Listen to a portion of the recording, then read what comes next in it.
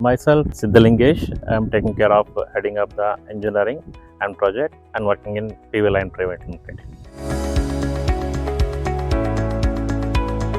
Line Pvt, the subsidiary of a global tech park. So we have done almost across the India around the rooftop and as well as the power plant of 50 to 60 megawatts. We have a own captive use of around 20 to 30 megawatts.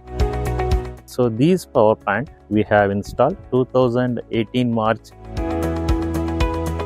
The capacity of the power plant 23 megawatts, and still now is working is good condition, and the performance of the plant it is very nice.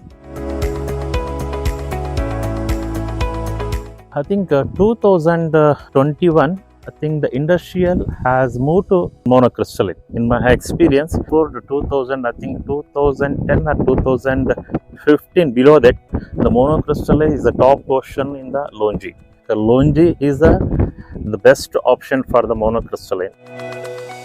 Technical parameter as engineering and the commitment of the energy generation. So these are the technical parameters they have compliant.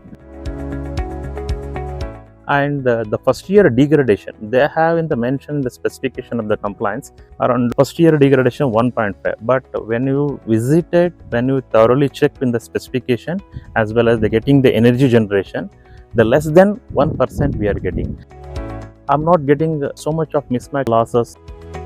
The performance we are getting and what you are achieving, it is compared to almost 18 to 12% we have increased. So my recommendation to the EPC holders and as well as developer, you select to the Longi model, a revenue part will get the gain.